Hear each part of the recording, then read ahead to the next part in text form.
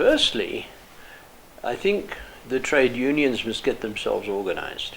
We had a visit earlier this week from an independent trade union, allegedly, I say allegedly because we didn't ask for proof, representing over 200 domestic workers, not affiliated to any of the umbrella bodies of trade unions.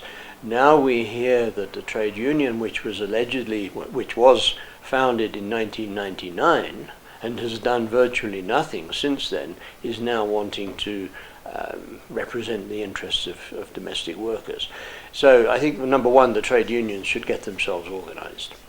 Parkhouse is referring to the Namibia Domestic and Allied Workers Union, affiliated to the National Union of Namibian Workers, who earlier this week announced its endeavour to address the issues surrounding domestic workers in Namibia. The union aims to get a minimum wage structure with benefits in place. One must also bear in mind, 2 years ago there was a commission of inquiry into domestic workers.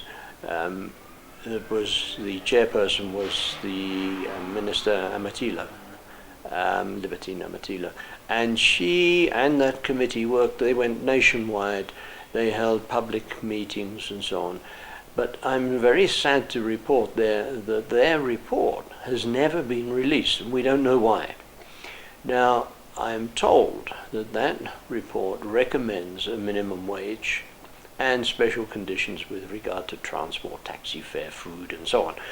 So it's not that the unions need to fight for it. It ought to be there. It's just up to the ministry to release that report. Parkhouse stressed that the Namibian Employers Federation is in full support of a minimum wage for domestic workers.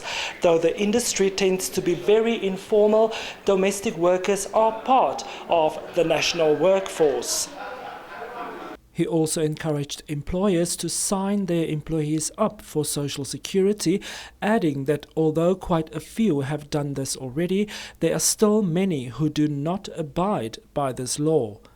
Francios Olivier reporting for the News on One.